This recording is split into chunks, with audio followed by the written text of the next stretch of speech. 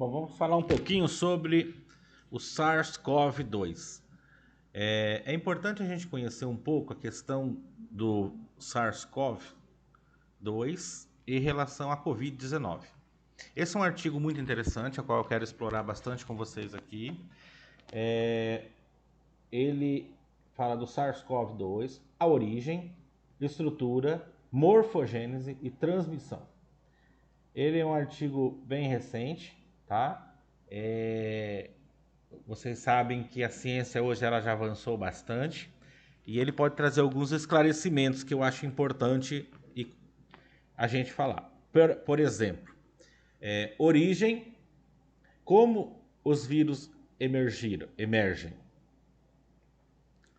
Aí ele cita falando que a emergência e reemergência de um vírus são fenômenos naturais relacionados à evolução e à adaptação de espécies.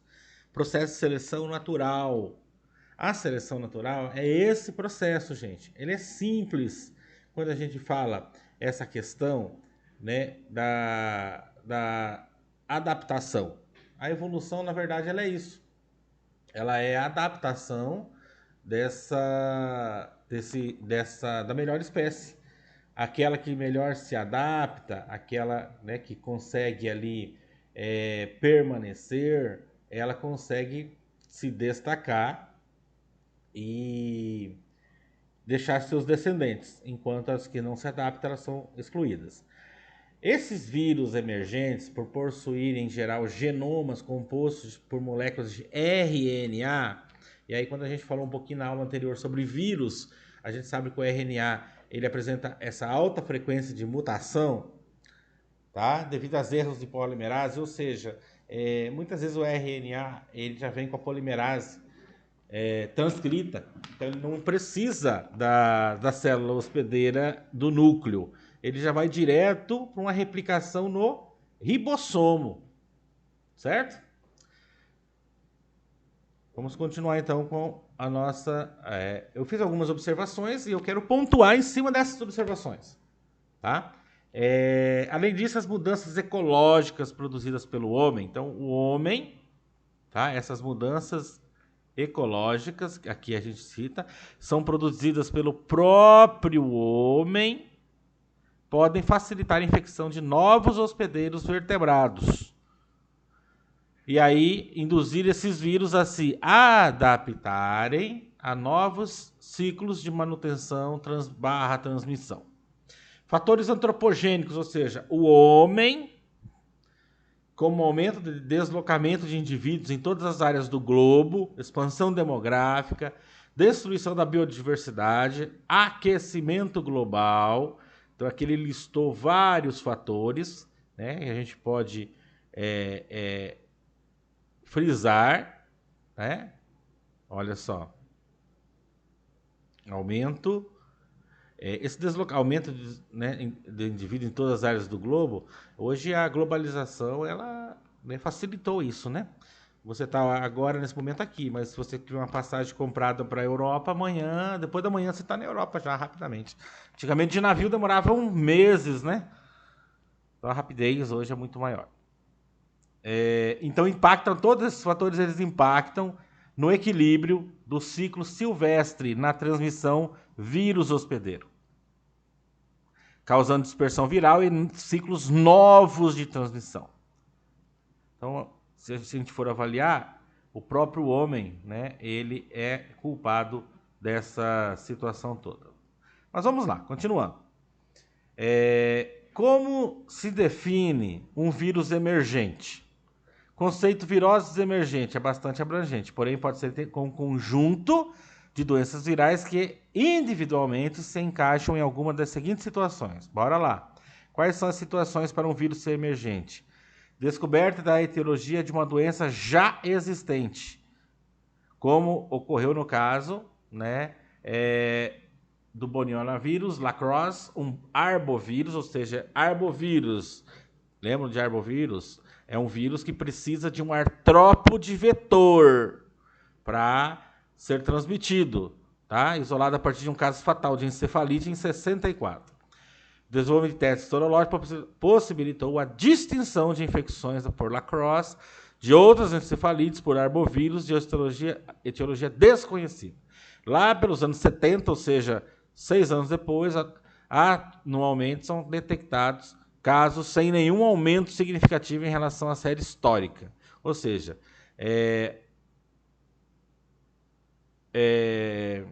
não se tratava de nova doença, mas sim de uma doença que já existia. Ou seja, prevalência, né? Ressurgimento de doenças causada por vírus já identificados através de aumento da população de hospedeiros suscetíveis ou alteração genética que resulta de um aumento de virulência. Sarampo, zika vírus, tá? Um novo vírus em uma determinada população, vírus mantidos em ciclos enzootíticos restritos, se despertam para outras áreas. Então, nessas áreas, eles existem, mas quando eles espalham para outras áreas, lá nessas outras áreas, ele é um novo vírus. Aí a gente chama do SARS-CoV-2 aqui, ó, encaixando perfeitamente. Mas eu tenho um SARS-CoV aqui também. Por que eu tenho, então, 2 SARS-CoV? Né? A gente já vai ver essa explicação aí e a gente vai ver que não é nada do que a gente pensava, muitos falavam anteriormente. Olha só, o surgimento dos coronavírus causadores da síndrome respiratória aguda grave. Meados de 2002. Não, professor, só falou 2022, né? 2002 mesmo? Praticamente 20 anos atrás? Há 20 anos atrás, o coronavírus humanos, isso mesmo, ó, eram conhecidos apenas por causar infecções respiratórias brandas, mas causavam, gente. Então não é algo novo, é algo que já existia, tá? Mas de forma branda, com quadros semelhantes ao resfriado comum, sem grande relevância para a saúde pública. Bom, no entanto, ao final daquele ano, uma nova espécie de coronavírus emergiu. Olha a emergência.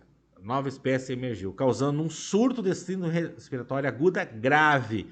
Final daquele ano. Que ano? 2002. Tá? Nós estamos falando aqui de 2002 ainda, gente. Associada a pneumonia, falência respiratória e óbitos na província de Guangdong, na China. Então não é algo novo, 20 anos atrás já tinha um alerta aqui, ó, vermelho, ó. Tá? A doença acometeu inicialmente indivíduos trabalhadores de mercados e restaurantes, onde carnívoros silvestres, como as civetas, eram mantidos em confinamento, em condições inapropriadas para consumo como iguaria alimentar. Isso é um artigo de Guan e colaboradores, 2003, ou seja, uma doença bem antiga e bem conhecida. Descobriu-se posteriormente que esses animais serviam como hospedeiros intermediários, né, de uma nova espécie viral, o SARS-CoV. Quando foi falado isso? Lau e colaborador de 2005. Por que eu estou mostrando o artigo, gente? Porque eu quero evidenciar para vocês que a SARS-CoV não é nova, né? Ela é antiga, 20 anos aí. E tem trabalhos de Lau e colaborador de 2005, Tu e colaboradores de 2004, que estão relatando isso. Não sou eu que estou dizendo, são esses autores, esses pesquisadores. A emergência do SARS-CoV foi associada a mutações surgidas de um coronavírus de morcego, o animal reservatório natural da maioria dos coronavírus. Corman e colaboradores de 2018, Lee colaborador de 2005. Mas, professor, então assim, é algo que não era novo, então, não foi novidade. Não foi novidade. Tá? Talvez tenha sido um descuido, mas não foi uma novidade. O vírus SARS-CoV utiliza como receptor celular uma entrada nas células que é a enzima conversora de angiotensina 2, ACE2, ou ACE2. Lee e colaboradores de 2003, então já sabiam até mesmo qual era o receptor de célula que o SARS-CoV utilizava.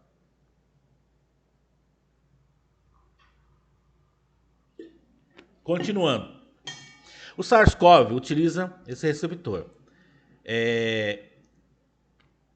As mutações acumuladas nesse genoma, então a gente falou que é um genoma de RNA, então a gente já sabe que é um RNA e tem rápida mutação devido às constantes né, transformações da polimerase aí, levaram a substituições de aminoácidos em sua proteína de superfície viral, que resultaram no aumento da afinidade da ligação desta com o receptor ACE2. Olha só. Então, esse receptor aqui que tinha no SARS-CoV, ele foi potencializado quando houve uma mutação, ou seja, uma substituição de uma cadeia aqui de um aminoácido, tá? Em algum sítio de ligação.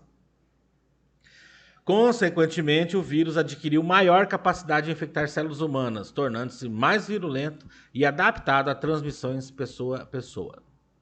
Olha que interessante. O SARS-CoV causou entre 2002 e 2004 a primeira epidemia de coronavírus de relevância para a saúde pública. Espera aí, 2002 a 2004, olha só, 2002 e 2004. 20 anos atrás, 18 anos atrás, já tinha epidemia de coronavírus, já era relevante para a saúde pública, sabe? Então a gente precisa conhecer o arcabouço teórico para a gente até mesmo discutir algo mais concreto, né, sobre esses vírus, tá? Então isso é uma preocupação. Bora, vamos lá então, continuando.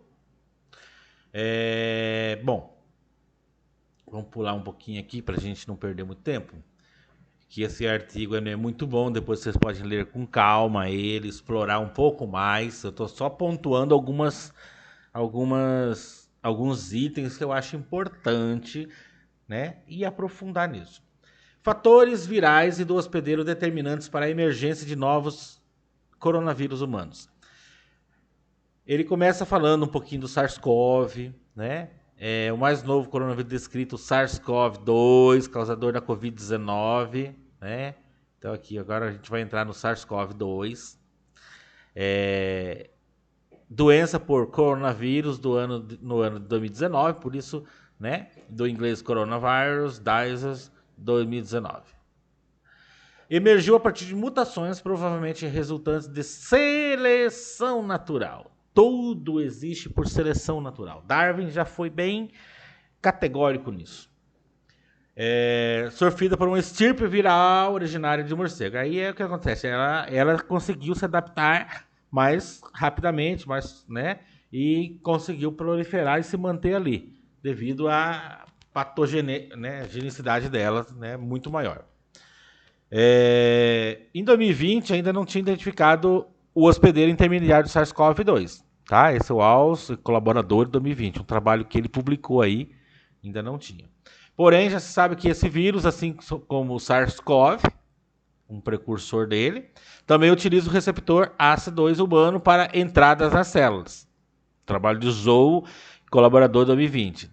De forma surpreendente e diferentemente do SARS-CoV, né? Contudo, o SARS-CoV-2 pode utilizar a furina. É uma protease transmembrana, né, ubico-expressa em todos os tipos celulares, para preativar as glicoproteínas de superfície viral, facilitando a propagação do vírus célula a célula. É um trabalho de Chang, colaborador de 2020. Essa proteína, que é a furina, né? Na verdade, ela seria o quê? Talvez acelerar esse processo de propagação vírus célula a célula, porque ela vai acabar preativando essas glicoproteínas da superfície viral, né? E isso aí ajuda nessa rápida penetração da célula, que é as etapas de replicação viral. Lembra das etapas? No vídeo anterior fala das etapas lá de replicação viral. Quem não lembra, assiste o vídeo. Com isso, eles escapam da resposta anticorpo do hospedeiro. Lembra o que é anticorpo do hospedeiro? Proteína especializada em neutralizar a ação tóxica do antígeno. E aí, maior capacidade de disseminação do vírus. Certo? Olha que interessante. O SARS-CoV demonstrou maior fitness viral, ou seja, custo-benefício, tá? Atividade viral no tecido pulmonar humano. Então, ele é uma região de afinidade do vírus. Por isso que ele povoou essa região. E ali ele se adaptou da melhor forma. Essa maior aptidão do vírus em gerar progênie viral nos tecidos pulmonares poderia talvez ajudar a explicar a maior capacidade de transmissão da Covid, né, do que da SARS. Ou seja, ele é muito específico dessa região. É a especificidade do vírus, né? o próprio processo de seleção natural deve ter contribuído para isso, certo? E aí esses indivíduos, esses vírus, por terem essa afinidade, conseguiram, né, se replicar mais rápido e conseguem manter mais rápido. Isso é um problema, né, nos vírus. A seleção natural ela acaba selecionando. E muitas vezes, no ser humano, ele é o que aciona o processo da seleção natural. Ele pode usar algum produto que vai ajudar nesse processo de seleção, tá? No caso que eu expliquei no controle de Aedes aegypti, do inseticida que gera a seleção natural, ele seleciona indivíduos resistentes a inseticidas no Aedes aegypti, é o ser humano que aplica o inseticida. O inseticida não chega sozinho lá, mas utilizou o ser humano para aplicar. Correto? Então, muitas vezes aí, não identificaram o que causou a seleção natural no vírus, nessa espécie. Mas sabem que foi um processo de seleção natural. Ok? Então, esse é um ponto que eu gostaria de frisar com vocês. Deixa eu ir para uma figura aqui. Aqui. Classificação e morfologia viral. É um vírus envelopado, RNA, fita simples, polaridade positiva. Lembra dos vírus? RNA, fita simples, polaridade positiva. Ele vai replicar muito mais rápido. Ele vai ali direto no ribossomo, já vai ser transcrito. Então, por isso que a disseminação dele, em menos de 48 horas, ele já, vamos dizer, contaminou muitas células. Tá? Isso é uma característica de vírus RNA polaridade positiva. É a seleção natural dentro desse aí, agindo novamente, né? Nos coronavírus, o RNA genômico está associado a múltiplas cópias de nucleoproteína, formando o núcleo capsídeo helicoidal, que pode ser liberado por tratamento em detergente, né? Então, por isso que utilizavam aí a lavagem correta da mão para destruir esse vírus, né? A questão do envelopado é isso, né, gente? Ele fica mais susceptível, né? O hábito de higiene, lavar as mãos com muito detergente ali, acaba destruindo esse envelope. E que envolve o núcleo capsídeo, né, nessa bicamada lipídica. E aí onde estão ancoradas as proteínas espículas S, membrana e envelope. Vamos correr lá para a figura. Ok. Bom, deixa eu mostrar a figura. Fiz algumas observações que eu acho que vocês precisam observar isso, né? Dentre essas observações, aqui a proteína E é a menor proteína estrutural e está presente no virion em menor quantidade do que demais proteínas estruturais, apesar de ser abundantemente expressa na célula hospedeira durante a replicação.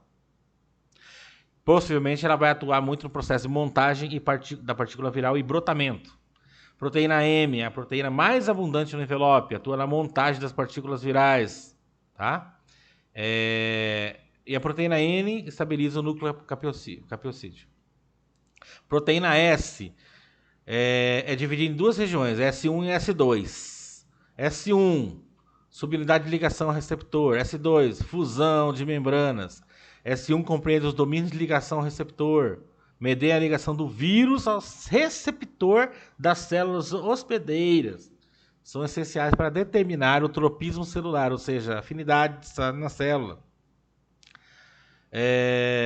E a capacidade de transmissão do vírus.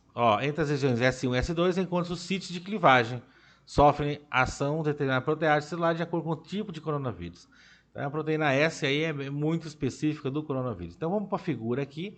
Na representação esquemática do SARS-CoV-2, podemos visualizar aí proteína do envelope E, aqui presente, certo? Proteína da espícula S, olha aqui, presente. E aí as subregiões S1 e S2. E a proteína de membrana M, também presente aí no vírus, tá? O vírus, ele praticamente é o envelope e as proteínas que estão presentes aí que vão fazer. O restante parte interna é só o RNA que está lá, né? Que vai ser liberado no citoplasma ali da célula hospedeira. Aí vem o processo de replicação, né? Que eu gostaria de ter uma teoria muito boa aí que os autores colocam, né? Mas deixa eu ir direto aqui numa figura, na representação esquemática da replicação e morfogênese dos coronavírus. E aí eu chamo a atenção de vocês, para quem não assistiu o vídeo sobre os vírus, tá? Anterior que eu gravei, olhem, né? Aqui estão as etapas da replicação. Ele não é diferente de nenhuma outro tipo de etapa lá. É a mesma coisa. E aí segue os mesmos padrões da etapa, tá? Eu queria frisar para vocês isso, para que vocês possam explorar isso. E aí o RNA genômico, então aqui a adesão, a aderência, né? A fusão, desnudamento, o RNA genômico aqui, ele entrou, aí já vai lá direto nos ribossomos, já vai ser feita a tradução dele, a transcrição, e aí o complexo de Golgi ali já vai acompanhar, e a própria membrana da célula já vai produzir ali esse envelope viral e liberar esses vírus para o sistema, né? No nosso organismo da célula hospedeira aí, e aí ele ter que paralisar outras células aí também, tá? Bom, o SARS, um fato importante, SARS-CoV-2 é transmitido primariamente de uma pessoa infectada, seja sintomática, olha que interessante, pré-sintomática ou assintomática, a outra pessoas através de partículas virais contidas em gotículas orais ou nasais, expelidas durante espirros, tosse ou fala. Trabalho de Arons e colaboradores 2020, Corman e colaborador 2018, Gandhi, Yoko, Havley 2020.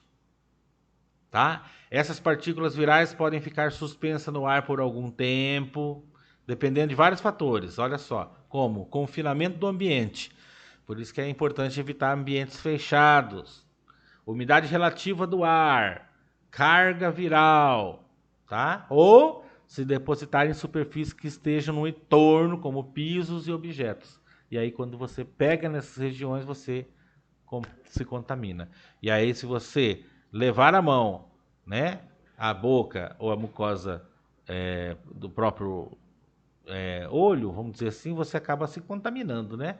E aí, pelo vírus, ocorre a contaminação também. Bora lá. Considerações finais. Aproximadamente 75% das doenças infecciosas emergentes que afetam humanos são de origem animal. E em torno de 60% de todos os patógenos humanos são zoonóticos. Zoonose é um termo que designa as infecções transmitidas ao homem através dos animais. Tá? Então a gente não pode fugir disso. Nós somos seres vivos, então estamos num ecossistema cercado por outros seres também, tá? Embora ainda existam lacunas quanto à origem evolutiva do SARS-CoV-2 e esse processo de seleção natural aqui que eu chamo a atenção, qual foi o instrumento que selecionou esses vírus? No caso, eu fiz uma comparação. O que seleciona mosquitos resistentes na transmissão de arboviroses são os inseticidas. Né? Vai selecionar o resistente e ele vai permanecer. Mas o homem que aplica. O que o homem fez, talvez, no processo e o que selecionou esses indivíduos, esse vírus resistente, a ele se manter na população? Que possivelmente ele existia. A seleção natural é assim, gente. Quando ele admite que é seleção natural, ele admite que já existe a espécie de vírus ali. Aquela estirpe já existia, porém em muito menor quantidade. Por quê? Porque o custo fitness dela era muito maior. O indivíduo, quando ele tem resistência, ele é resistente, mas essa resistência, essa mutação em algum aminoácido, troca ali de aminoácido, ela causa um custo de vida maior. Ele se replica mais devagar, então tem algum fator que faz, mas ele existe. Então algo que o próprio homem, vamos dizer assim, fez ou aplicou, acabou eliminando os outros vírus, a outra estirpe, e essa estirpe que tinha essa mutação conseguiu se proliferar, aumentou o número, e aí o problema dela é qual? É que ela é mais patogênica ao ser humano, ela é mais específica do tecido pulmonar. Então aí, gente, é o importante. Por isso que esse é um artigo que eu trouxe aqui, né? Que é um SARS-CoV-2, origens do tumor morfogênico e transmissão, de Alessandra Borges, Andréa, né? Borges e colaboradores aí no ano de... Opa! Desculpa. Eles publicaram no ano de 2020, tá? São profissionais aí dessas instituições, UFAL, UEL, Fiocruz, e eles... Tá. Então é um artigo bem interessante que eu trouxe para vocês. Pesquisem, leiam, ele é bem didático, eu gostei muito desse material e desperta aí outras hipóteses, né, desse processo. Eu entraria nesse processo da seleção natural aí, até mesmo para conhecer um pouco mais do processo de transmissão. Ok? Obrigado e até a próxima.